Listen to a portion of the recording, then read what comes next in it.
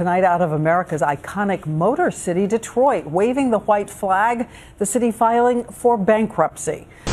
Arson is rampant. They can't even begin to make a dent in the more than 5,000 suspicious fires reported in Detroit each and every year. Increase in the city's murder rate over the last year. 32 people killed in Detroit over the last 15 days. Now a stunning $18 billion in debt, clinging to its reputation as the world's motor city. Can we help Detroit? We don't know at this point. I do believe wholeheartedly that Detroit will rise from the ashes once more. It'll be the phoenix from the ashes. The labor force that's here is second to none. The energy here was incredible, and the positivity that people had.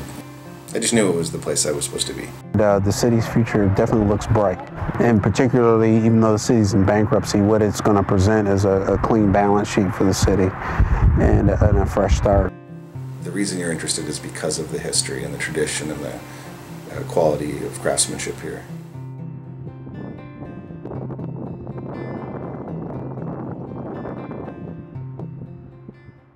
Today, still looking forward, the Motor City pauses to look back.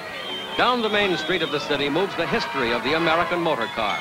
These rattling relics were the beginning, the birth of America's greatest industry, which since In the beginning, the Detroit area had many different industries that came through here, and of course we had many boom and bust cycles. There was the logging industry, the lumber industry.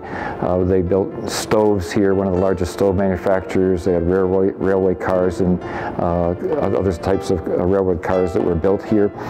And there was a lot of expertise and machinist capabilities. The bicycle industry also contributed heavily. Henry Ford arrives here into the city and establishes his factories here in June of 1903. Now, he's not necessarily the first, but he's one of many that come here. In fact, there was up to 25 different car manufacturers that were in about a 5-mile radius of this building. This is called the cradle of the automobile industry.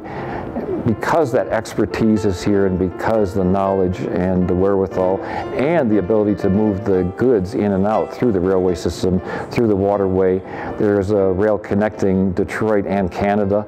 All of these factors come together to help solidify Detroit as the main hub of the automobile industry.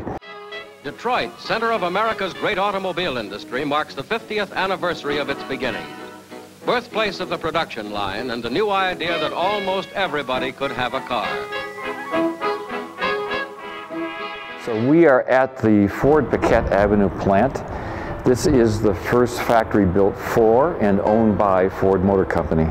This building is considered to be one of the most technologically important buildings in history because of the development of the Model T, the car that put the world on wheels. People have emotional experiences when they come here because this is the real place. Henry Ford walked these floors and you can't recreate that.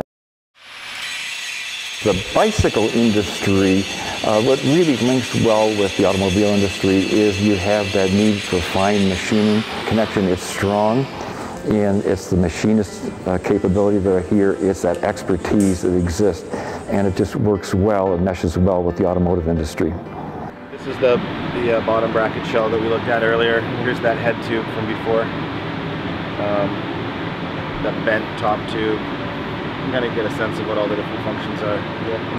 I was really interested in Detroit first, and I was interested in cities. I'm from Canada originally, and back in Canada I ran for city council, a city called Calgary.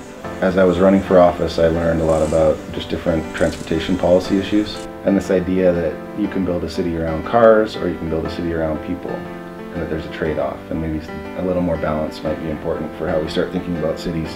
What's important is that we're making stuff here, and I mean, I could have started a screwdriver factory or a hammer factory.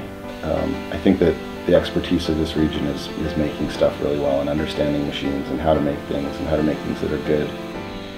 So I think it's more of a global phenomenon with cycling. That's why I wanted to make bikes. It's not because I think Detroit is necessarily leading the charge in terms of cycling. But it's interesting to see that Detroit also is, making some steps in cycling. The idea behind this is that I wanted something utilitarian and kind of like almost a sense of it being government issue. Like just, it's really good, we know it's really good, you'll like it, just, you know, take it. But I understand that's not always what consumers want, you know, it is nice to have choice. And so this was an idea of trying to limit choice and seeing if people would respond to that. The Wheelhouse is our main store in Detroit, and they really get the company, they know what we're doing, and they support us. And they're just such a great group, you know. Karen and Kelly are just awesome people. People are excited about these businesses in the city, and Karen and Kelly are a perfect example of why you should be excited about people in business in the city, because their business is so much more than just a business. It's it's changing the culture of the city. My business partner and I both had backgrounds in urban planning, community development. Started doing that in '99, so have been through kind of a lot of helping businesses open, and we decided, you know, we should open a business, get on the other side of it, sort of put our money where our mouth is. We both really believe that small businesses are really crucial to sustainability of a city, and we both are avid cyclists and realized, like, how about a bike shop? Not only do we offer you bikes for rent starting at $15 per hour, but we have tours that are $25. The tours are just, you know, great informational and learning experiences for everyone. It's a lot of people come back saying, I can't believe that what I just learned actually happens in the city. It's something that, you know, it's really eye-opening for a lot of people. Honestly, my favorite part of it was just being able to get out into, like I say, the areas that you normally just wouldn't go to by yourself. And because these people that lead the tour, you know, they know exactly where they're going, and you know, you go with them and you feel safe, and it just made it so much easier and enjoyable just knowing that somebody was there that knew what they were doing. I am one of the sweepers and the tour mechanic, I guess, in the rear with the gear. I'm on a bicycle so much because I don't own a car, and bicycle is my only form of transportation. So every day that I'm on a bicycle is a great ride for me, because I was told I would never be walking again. So take that, I got rid of my car and started riding a bike all the time to prove them wrong. So, you know, it's just one of those things. They're all good rides. I had fun today. I didn't have to yell at anybody. Didn't have to fix a flat tire, so today was a memorable day for me.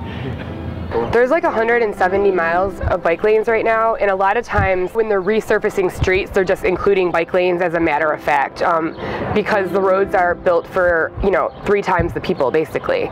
So that's one, I think, weird benefit to a loss in population is we've got this overbuilt infrastructure, so there's plenty of room on the roads for bike lanes. My name is Malik Goodwin. I'm the Vice President of Project Management at the Detroit Economic Growth Corporation. The Detroit Economic Growth Corporation is a private nonprofit organization that was formed in 1978 between city leaders and the business sector to help grow economic development in the city of Detroit. Kelly and I met each other when I first started at the Detroit Economic Growth Corporation, and she was really active in the Corktown neighborhood. She and Kelly have kept close contact with me, and our paths intersect because we are working on similar initiatives in the city. And I think, you know, what they're doing is really a testament to the kind of entrepreneurial spirit that, you know, I think Detroit needs to embrace.